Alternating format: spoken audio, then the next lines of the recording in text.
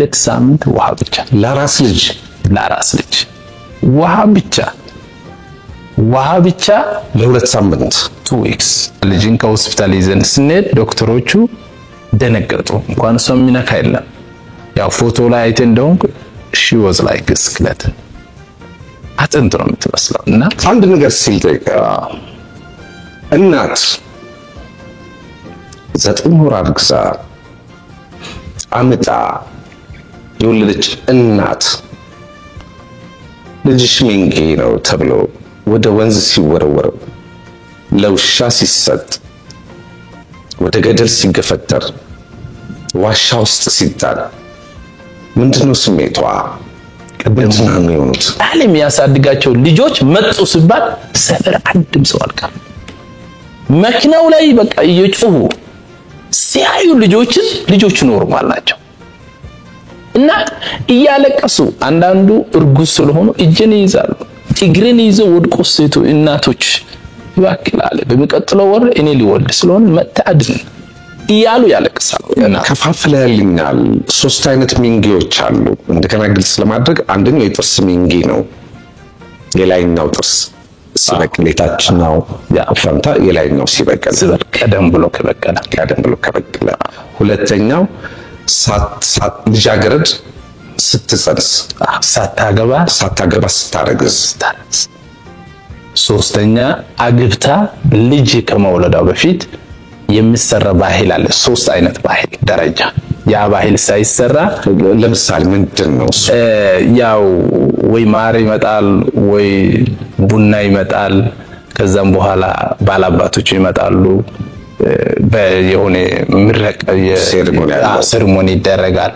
ይሄ ሳይደረግ አንዳንድ ጊዜ ጠጥቶ መጥቶ ከሚስቱ ጋር ቢያድር እና ብትጸንስ አይፈቀድም።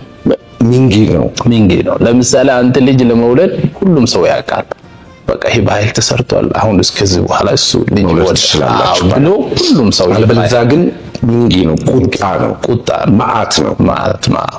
እንደ ገፊ ቁጣ በቃ እንደዛ እንኳንስ ለረጅም ዘመናት የቆየን የአንድ ማህበረሰብ ባህል ወግና ስርዓት ቀርቶ በግለሰብ ደረጃ እንኳን ልማድ ከጥፍር ይጠነክራል ነው የሚባለው። እንቅስቃሴን ስጀምር አደጋና ፈተና አልገጠመም? ልክ ምንም ነገር ከኔ እንዳይጠቀሙ ቡና ከኔ ጋር የሚጠጣ ሰው አልነበረም። ከኔ አባት ጋር ቡና የሚጠጣ ሰው አልነበረም። ኮምፕሊትሊ እኛን ከማይገርሱ አገለሉ። ለምን? ሚንጊ ናቸው። ስትጠጡ ከነሱ ጋር ከበላችሁ ትሞታላችሁ። ይሄ መጀመሪያው ነው። ሁለተኛ ከሀገር ለቆ ያው አንድ ነው ሀገር ለቆ እንዲወጡ ቤት የኔ አባትን ቤት እናቃጥላለን ብለው ነው ሙሉ ንብረታቸውን ማውደም አለብን። አውድመን ከሀገር ለቆ እንዲወጡ ወይ እነሱ ላይ አደጋ ብናደርስ የሚል ነገር ነበር የተወያዩት። ይሄ ውይይት ይደረጋል ግን ይፈርሳል። ተግባራዊ የሚያደርግ የለም። እንግዲህ የሆነ ኃይል የእግዚአብሔር ኃይል ነው መሰለም ያፈርሳቸው አይምሯቸውን ይቀይራል። በነገራችን ላይ ከጃኬቱ በፊት ሸሚዝ አይወልቅም የሚል መርህ አለ። ትክክል ነው። እና ያው ለኔ በጣም ከባድ ሲጀምር ያው መጀመሪያ የኔ አባትን ነው ያሳመንኩት። የኔ አባት መጀመሪያው የኔ ስቴፒንግ መጀመሪያ እሱ ላይ ነው ረግጬ ማለፍ ያለብኝ። because እሱ ድልድይ ነው ለኔ። አንደኛ እኔ በባህሉ ስላላገባው ሽማግሌዎች ባላባቶች ጋር ማውራት አይፈቀድም። ትልቁ ድልድይ የኔ አባት ነበር ለኔ። እሱን አሳምኜ ነው ማውራት የምችለው። እሱ ነው ለኔ ማውራት የምችለው እና የኔ አባትን ነው መጀመሪያ ያሳመንኩት። ከዛ በመቀጠል ወጣቶችን ነው ያስኩት እና ያው ቅድም እንደምትለው ያው ጃኬት ውስጥ ቲሸርት ቢኖር ጃኬት ከላይ ለብሰ እንግዲህ ቲሸርቱን አወጣለው ብትል ትግል ነው የሚሆነው እንጂ ወይ ትቀደዋል። ስለዚህ መጀመሪያ ጃኬቱን አውልቄ ነው ከውስጥ ቲሸርቱን ታወልቀው። ስቴፕ ባይ ስቴፕ ህዝቡን ቀስ ብዬ ማሳመን የናባትን አሳመንኩ። ከዛም በኋላ ወጣቶችን አደራጀው። ከዛው ወደ ሽማግሌዎች መጣው። ሽማግሌዎች ጋር ሲመጡ 200 ሽማግሌ አንድ ሰፈር ላይ ከሆነ መጀመሪያ 5ቱን ነው ማናገረው። ከዛ ወደ 5 ወደ 6 10 እያልኩ ነው የሚሄደው እንጂ ሁሉንም በአንድ ስታናገር ተቃውሞ ይነሳል። ለብቻ በስትራቴጂ በተሞላው ነገር ለብቻ ነው ማናገራቸውና እያንዳንዱ ሰው የተለያየ ባህሪ ስላለው እና ብዙ ነው ያው ምን ተብሎ ይጠቀሳልና ቻሌንጁ በጣም ብዙ ነበረ። ወላጆችን ቤተሰቦችን መስዋዕት አድርጋቸዋል። ከማህበረሰቡ ቡና እንዳትጣጡ እንደምናደርክ እንደማልክ ሰላምታ እንዳትለዋወጡ ብሎ ደነገገ። አልተሰቃዩም ወላጆች? በጣም ነው የተሰቃዩት። አይ ቲንክ በጣም የተሰቃየው የኔ አባት ነው። በጣም ይሄ የአይምሮ ጉዳት በጣም ነው የደረሰውና ምንም ችግር የለውም እሱ እኔን መልሶ እንዱም ያብረታታል። አይዞ ልጄ ችግር የለውም እሱ መጀመሪያ ለምን ጀመርክ የሚል ነገር ጀመረ ስል ለሱ የነገርኩት ሌላ አባቶች ልጆቻቸውን አናስተምሩም ብለው ሲተው አንተ ከነሱ ለየት ብለ እኔን አስተምረሃል። እኔም ደግሞ ለየት ያለ ነገር መስራት አለብኝ። ስለዚህ እዚህ ላይ ካልደገፍከኝ ማን ነው የሚደግፈኝ? ስል ከኋላ ነገሩ ለውጡን ሲያይ ልጆችን ስናደን በርተላለ ቀስ ብሎ 5 6 7 ወደፊት ጠቅላላው የካራ ህዝብ የሐመር ህዝብ ይሰማሃል። በመሃል ተስፋ የሚያስቆርጡ ነገሮች ነበሩ። ያው ካራ ዱስ ላይ ወደ 11 ልጆች ቤኔፊት ቆም ያለ ተገለዋል። ይሄን እንቅስቃሴ ከጀመርኩ በኋላ 11 ህፃን ወንዝ ውስጥ ተጨመሩ። ያው እንዴት እንደተገደለ ያው ብዙ ባላቅም ያው 11 ልጆችን 6 ልጅ ካዳንኩ በኋላ አታድንም ብሎ ከለከሉ።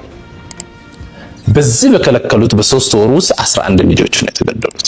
ሚንጌ ተብሎ ያው በዛን ጊዜ ብዙ ወጣቶች አሉ ከኔ ጋር ያው ዛሬ ላይ 5 በሚቀጥለው ወር ደግሞ 10 ይሆናሉ 30 እያሉ የወጣቱ ቁጥር እየጨመረ ሄደ። የወጣቱ ቁጥር ደግሞ ሲጨምር ለኔ ጉልበት ነው። በጣም አቅም ለፕሮጀክቱ የፈጠሩት የወጣቱ ድጋፍ ነው። በጣም የሚገርም ነገር ነው። እንግዲህ ቢቀረጽ ኖሮ የሚገርም ነበር እና ሰፈር ሳይደረስ ማታ ሌሊት 10 ሰዓት ተነስተን በሌሊት ተደብቀን ከሽማግሌዎች ውይይት እናደርጋለን። አንተ እከሌን አናግር አንተ እከሌን አናግር ምስጥራው ልክ ትልቅ ሪቮሉሽን ማለት ነው። የሚገርም ነገር። ስለዚህ እኔ ማንም አያውቅም ከጂንካ በመኪና መጥቼ ጫካ ቆማለሁ። ከዚህም ጫካ አንድ ብሎ ተደብቆ ይሄዳሉ። እናወራለን በምስጥር ይገባሉ። እኔ ልክ እንደመጣው ጧት 12 ሰዓት ሲሆን ሰፈር ገባል። ከጂንካ መጣው ሲባል እኛ ተደብቀን አወርተናል ጫካ ቢኮዝ ሰፈር ብናወራ እኛን ይበትናሉ፣ ይመታሉ፣ ይደበድባሉ። ስለዚህ በምስጥር ነው የተሰራው ብዙ ነገር። አካላዊ ጥቃት አልደረሰብህም? አካላዊ ጥቃት ዝግጅት ብቻ ነው። ዝግጅት በሽ ነው እንዳ ዝግጅት ብቻ ሳይሆን አንዷን ልጅ ከአንድ ሰፈር ሳድን አንዱ ተናዶ መሳሪያ ተኩሷል። እየተተኮሰ ነው እና ልክ ልጅቷን አድነን ለማዳን እኔ ሲመጣ ልጅቷ ለውሻ ተወርውሮ ውሻዎች ሊበሉስል ነው የወሰድኩት። ለውሻም ይወረወራል ያው እንደ አውሬ ይበላሉ። አንድ ነገር ሲል ጠይቀ እናት 9 ወር አርግዛ አምጣ የወለደች እናት ልጅሽ ሚንጌ ነው ተብሎ ወደ ወንዝ ሲወረወር ለውሻ ሲሰጥ ወደ ገደል ሲገፈተር ዋሻ ውስጥ ሲጣል ምንድነው ስሜቷ? ምንድነው የሚሆኑት? በጣም ጥሩ ጥያቄ ነው። የሚገርመው ነገር ይሄ የኔ ጥያቄ ነበር። መጀመሪያ ቅድም እንደጠቀስኩ 15 እድሜ ላይ ያለው ሲያይ እናቴው እያለቀሰች ነበር። ልጅቷ ስትወሰድ እያለቀሰች ግን እንዳታለቅስ እየተባለች ነበር። የኔ እናት ራሱ ለእኔ ስትናገር እያለቀሰች ነበር። ስለ ሁለቱ እህቶች ይሄንን ሚንጌ ስራ ከሰራው በኋላ እናቴ መተለኔ መሰከረችው አንተ ቀድመ ከእህቶች በፊት ብትወለድ ኖሮ ልጆች አይሞቱም አለች። እንግዲህ ያሰበችው የሚገርም ነገር ነው። አንተ ቀድመ ብትወለድ ኖሮ ልጆቼ ሁለቱም አይሞቱም ብላ ተጸጸተች።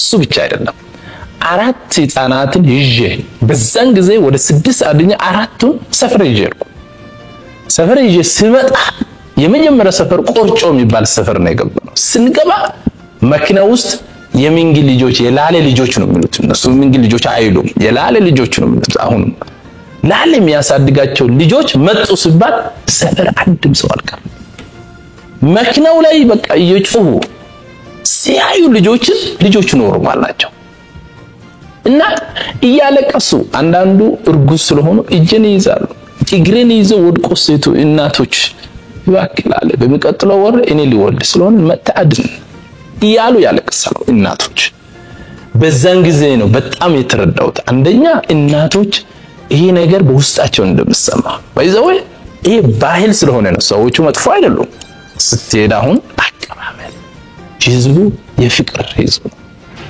ይሄ ሊማዳዊ ድርጊት ከሩቅ ስለመጣ ከሆነ ቦታ ስለመጣ ያንን ተግባራዊ ያደርጋሉ እንጂ የሚገርም ነው እናቶቹ በጣም የሚያዝኑት በጣም ያለቅሳሉ አባቶቹም አንዳንዱ ተደብቆም ያለቅሳል ያ ብዙ ኢንተርቪው አደርጋለሁ ጠይቃለሁ ለብቻ ኢንተርቪው ሰራ አንዳንዱ ተደብቆ ያለቅሳል ያ ወንድ ስለሆነ የባህሉ አካል ስለሆነ ህዝቡ እንዳይሞት ከለላ የሚያደርግ ያው ሽማግሌዎች ስለሆኑ ያንን ማድረግ አይችሉም ያው እነሱ ነው ውሳኔ የሚወስኑት እና ከባድ ነው ያው ሁሉም ሰው ያዝናል ይሄን ነገር ግን ባህሉ ላይ ያ ነገር ስላልተቀየረ ማን ነው የሚቀይረው የሚለው ነገር ነው እና ለዛ ነገር መልስ ነን ይሄ ፕሮጀክት ይሄ የኔ ሐሳብ ራዕይ ለሁሉም ሰው መልስ ነው ብዬ ነው ማስበው ልጆቹ ህፃናት ወደሚጣሉበት ስፍራ ከሄዳችሁ ነው ወይስ ገና ሳይጣሉ ወደ ሞት ሳይወረወሩ ነው ህፃናቱ የምታገኟቸውና የምታደጓቸው እሱ በየአመቱ የተለያየ ነው ለምሳሌ መጀመሪያው ፕሮጀክቱ ሲጀምር እኛ ለምሳሌ የልጃገረድ ሚንጊ ስትሆን እናውቃለን እያንዳንዱ ሰፈር ውስጥ ምዝገባው ላይ እኔ ይደርሳል እያንዳንዱ ሰፈር 25 ቀበሌ ላይ ነው የሚሰራው 25 ባለ 15 ኮሚቴዎች አሉ ከኔ ጋር የሚሰሩት እነዚህ ኮሚቴዎችና ሌላ 4 ሎካል ፋሲሊቴተር የሚላቸው አሉ እነሱ ሞተር አለ ለነሱ ሞተር ገዝተናል እነሱ ለኛ መረጃ ይሰጣሉ እኔ በየሰፈሩ ሄዳለሁ ሄደን እናናግራለን ስም አለ ምዝገባ ይደረጋል ያው ድሮ ነው መጀመሪያ ምዝገባ ጽፍ በእጅ ነው ጽፍ በዛም ኮምፒውተርም ያለኝ በዚህ የጻፍኩ ዞራለሁ አያለሁ ከዛም በኋላ በዛ መረጃ የተነሳ ለአንድ ሰው ሚሽን ይሰጣል አንተ ሄደ አሳመን እክለን አሳመን የዚህ ቤተሰብን አሳመን ይባላል ቤተሰብን አሳመን ነው ወደ ባላባቱ ከባላባቱ ነው ወደ ሽማግሎች እንደዚህ ነው ሃይራርኪ እነዚህ ሰዎች ሶስቱን ደረጃ የማሳመን ነገር ይሰራል ያ የልጃገረድና ያገበች ሚንጊ ሲሆን ነው የጥርስ ሲሆን አይታወቅም ላደርስ ይችላል ተገሎ ሊሆን ይችላል ያው ይደበቃል አንዳንድ ጊዜ ሐመር ውስጥ ደግሞ አቦርሽን ያደርጋሉ ስለዚህ በባህላዊ መድኃኒት ያደርጋሉ ካራ አይደረግም ያው ሐመር ላይ ሲመጣ ሰፊ ነው አንዳንድ ቦታ ላይ መኪና የማይገባበት ሰፈር አለ አሁን አንዳንድ ሰፈር እኛ ገብተን አናውቅ በጣም ሰፊ ነው ይዘው ከመቶ ምናምን ሺህ ህዝብ በላይ ነው ይሄንን ፕራክቲስ የሚያደርግ ስለዚህ የቱጋ ነው መቆጣጠር አትችልም አንዳንዱ እኛ ሳናቅ ከኛ ኢንፎርሜሽን ውጪ መረጃ ውጪ ሲሆን ዛሬ ሚንጊ ልጅ ተወለደ ሲባል ደርሰ ምታድነው አለ ሳደርስ ምታድነው አለ ትንሳኤ ነገርን ከመጀመሪያው ጀምሮ ታሪኩን ያው ትንሳኤ ያው ከኦሞቻልድ ካዳነው ልጆች አንዷ ስትሆን ያው ትንሳኤ በቆርጮ በካራ ዶስ በካራ ማህበረሰብ ቆርጮ አካባቢ ነው የተወለደችው ያው ስትወለድ ሚንጊ ሆና ነው የተወለደችው ያው እናቲዮስ ልጃገረድናት ገና ስላላገበች 9 ወር በኋላ ነው የተወለደችው ያ ስትወለድ ያን ጊዜ በጣም ያው አዌርነስ አለ እኛም ወደ 10 ምናምን ልጆችን አድነናል ያው በማህበረሰቡ በካራ ማህበረሰቡ የተፈጠረው ምንድነው ህፃናትን መግደል አለብን ካልገደለን ይሄ እርግማኑ ማመልሶ ይመጣል ይምላል ረሃብ ቸነፈር መንግስት ደግሞ በዛን ጊዜ በደንብ አርገን ስለሰራን አቋም ያዘና መንግስት ጣልቃ ያው ገብቶ ልጆቹ መገደል የሌለባቸው የሚለው ያው እኛ መስራት ስንጀምር ነገሩ ሁሉ እየተቀጣጠለ መጣና ያው ልጆቹ እንዳይገደሉ የሚል ያው በህግ በኩል ብዙ እርምጃ ተወሰደ። ያው የሚገል ሰው ካለ እናስራለን፣ ያው እስር ቤት ይደረጋል ምናምን የሚል ነገር ያው በሰፊው ነበርና ያው እንደዚህ ከሆነ የሚገል ሰው ጠፋ። ልጅቷን ይዞ ውሃ ውስጥ የሚጥል የለም፣ ጫካ ይዞ መሄድ የለም። ስለዚህ ምን መደረገ? ምንም ነገር እንዳይሰጥ ረሃብ እንዲገላት ተባለ። ረሃብ እንዲገላት ምንም ነገር እንዳትሰጥ because የሚገለው ሰው በመንግስት ተጠያቂ ይሆናል። ስለዚህ አሁን የአገዳደሉ ስልቱ ተቀየረና በረሃብ እንድትሞት አንደኛ ወተት ከጠጣች ያ ላም ኦል ያ በቃ ሚንጊ ይሆናል።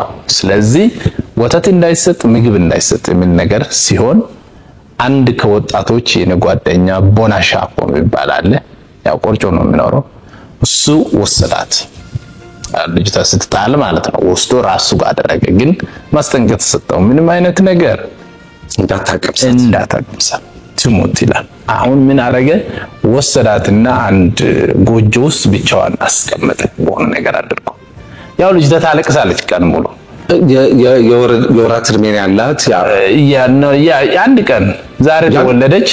የዛሬው እዛ ተለይቶ አንድ ጫካ ምንድነው ጎጆ ውስጥ የሱ ውሳኔ።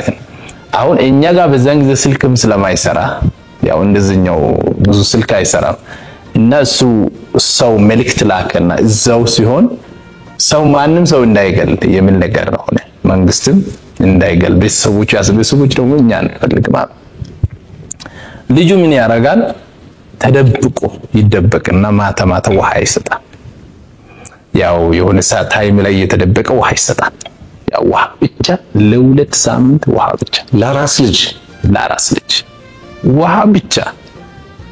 ውሃ ብቻ ለሁለት ሳምንት 2 weeks ሁለት ሳምንት። እንግዲህ እንዴት ብላ እንደኖረች እኔ ግራ ይገባኛል። ታምር ነውና 2 ሳምንት ያው እኛም ገብተን እንዳናድን ህዝቡ በሙሉ ተቃውሞ ተነስተው ሰው ሁሉ መሳሪያ ይዞ ያው ፋይት እናደርጋለን።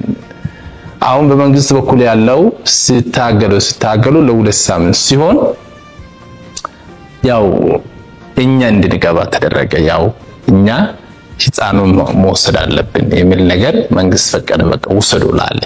ከዚህ በኋላ ባህሉን ማስቀረት አለብን የሚል ነገር ሲወሰን ትንሳኤ ያው ይዘን ስንመጣ ጂንካ አጥንትማት ምንም የምታይ ነገር የለም።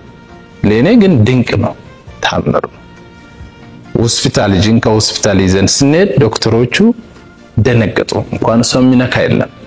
ያው ፎቶ ላይ አይተ እንደሆነ she was like a skeleton አጥንት ነው የምትመስለው እና ያው እንደዚሁ ተመልሳ ሰው ትሆናለች ተብሎ አልታሰበም። ለዛ ነው ስሟን ትንሳኤ ያልኩት እና በህይወት አሁን አለች። አሁን የምታምር ልጅ ሆናለች። ለዛ አሁን ሁለተኛ ክፍል እየተማረች ነው። ሁለተኛ ክፍል እየተማረች ነው። በጣም ደስተኛ ናት። ምንም ትራማ ምናምን የለ። she's very nice, very healthy እና የሚገርም ነገር ነው የሆነ። በነገራችን ላይ በቀጣይነት የህፃናቱ ዕጣ ፈንታ ምንድን ነው የሚሆነው? ማለት ከወላጆቻቸው ጋር ያለው ትስስር መልሰው ይገናኛሉ። ለምሳሌ ያህል ሚንጊ ናቸው ተብለው የተወረወሩ ልጆችን እናንተ ሰብስባችሁ አንድ ማዕከል ውስጥ እያስተማራችሁ እያበላችሁ እያጣችሁ እየተንከባከባችሁ ፍቅር እየሰጣችሁ እያሳደጋችኋቸው ነው። ወላጆቻቸው ይመጣሉ። ልጄን ብለው የሚመጣ ወላጅ አለ? ያው ወደ 50 ህፃናትን ነው እያሳደገ ነው ያለው። 37 ላይ እንዳላችሁ ነበር 50 ድረሳችሁ? 50 ነው 50 45 ሚንጊ ናቸው፣ 5 ወላጅ አልባ ናቸው። 45 ሚንጊ ታድጋቸዋል። 5 ወላጅ አልባ ናቸው እና እነዚህ ልጆችን ካዳነን በኋላ ብዙ ለውጥ መጥቷል ህዝብ ውስጥ። በካራም ሚንጊን አቆመናል። ያው በካራም ሙሉ ሚንጊ ቆሟል። አሁን ሚንጊ የሚባል ነገር የሚገደል የለም። ሀመር ላይም ስትመጣ በሰፊው ያው አዌርነስ በጣም ትምህርት እየሰጠን እርግጠኛ ነን ከ65 እስከ 70% ያህል ቀንሷል። ሐመር በናም ገብታችሁ ታጣጣሉ። ድሮ በ300 እና 400 በአመት ይገደላል። በአመት 300 እስከ 400 ሬሽዮ የሆነ ሪሰርች ስንሰራ ከ300 እስከ 400 በሶስቱም ብሔረሰብ ውስጥ ይገደል ነበር። ሪሰርቹ ነው 10 አመቱ 3000 ልጅ ይገደላል ማለት ነው በአንድ ዴኬድ። እንደዚህ አይነት ሪሰርች ስንሰራ አሁን ያ ቀንሶ ያው ቁጥሩ ወርዷል። በድብቅ ነው አሁን ሐመር ውስጥ የሚገደለው። ምናልባት የሚገደለው ወይ 20 30 ሊሆን ይችላል። አሁን በድብቅ ይገደላል። ግን ዋናው የአንተ ፖይንት ላይ ልምጣና መጀመሪያው አመታት ውስጥ እስከ 5 አመት እንግዲህ 10 አመት ነው የሰራነው። እስከ 5 አመት ድረስ ልጆችን የጠየቀ ሰው የለም። ህፃናቱ እያደገ ሲመጣ እኛም አንዳንድ ጊዜ ክረምት ይዘን እንሄዳለን ወደ ሰፈር ማህበረሰቡ ማስታወቃው እና ምንድነው አንዳንድ ይሄንን ስራ ስንሰራ የሳመር ቪዚት ነው ምንለው። ልክ በክረምት ጊዜ ትምህርት እንደጨረሱ ይዘን ስንሄድ አንዳንዱ ይቀበላል። ከዛ ፍየል እንዲሁም አርዶ ወጠለ ተደርጎ ቤተሰቦች እንዲያዩ ፕሮግራም አዘጋጅተን ተደርጓል። ሰፈር ውስጥ ቤተሰቦች ጋር ትውቅ። ግን ልጆቹ እዛ ሲሄዱ አባ ብሎ ወደ እኔ ነው ሮጦ የሚወጡ። ያው ያለውን ትቶ ይለኛል። አንዱ ቤተሰብ ጋር ሄደን ወጠለ ምናምን ተደርጎ ያው እናትየው ምናምን ያው ካደጉ በኋላ ያ አይምሯቸው ተለውጧል። ያው ቤተሰብ ላይ በደንብ ሰርተናል።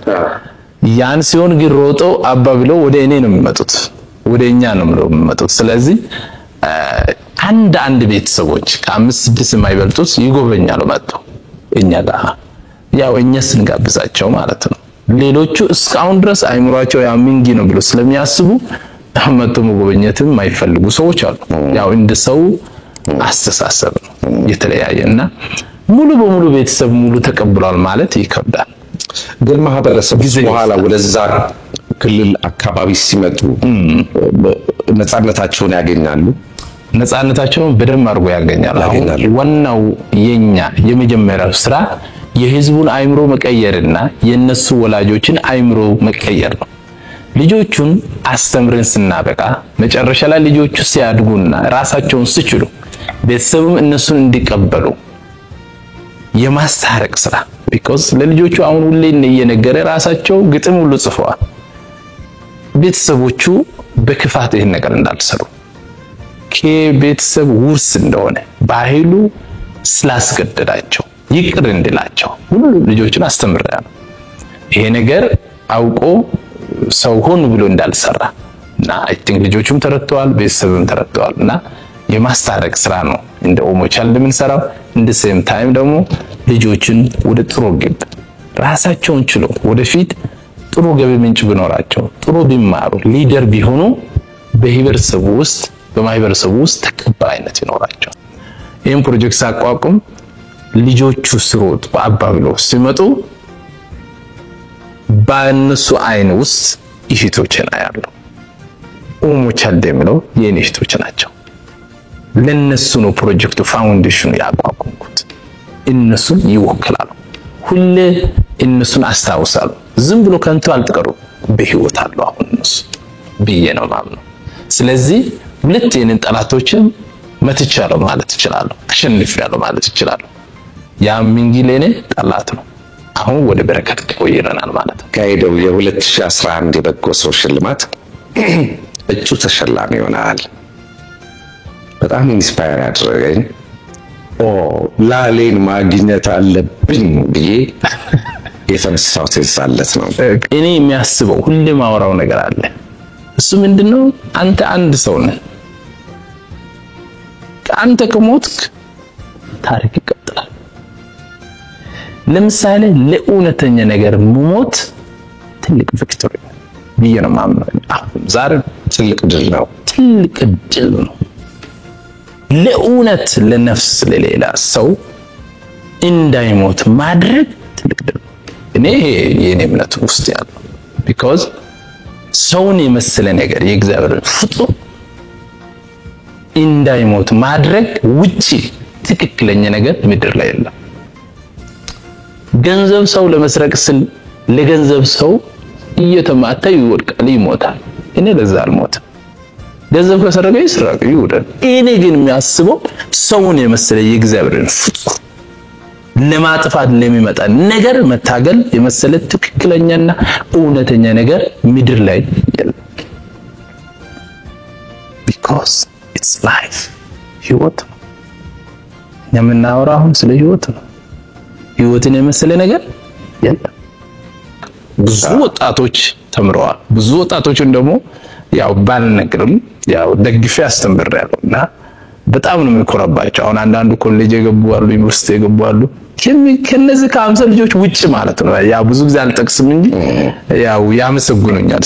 ላሌው እንኳንም ረዳኸኝ ይላልና የኛ አካባቢ ላይ ዩኒቨርሲቲ ምናምን አይገቡም። ዝቅተኛ ውጤት ስለሚያመጡ ድጋፍ እናደርግ ኮሌጅ እንድማሉ ደሰኛ ያደረገን።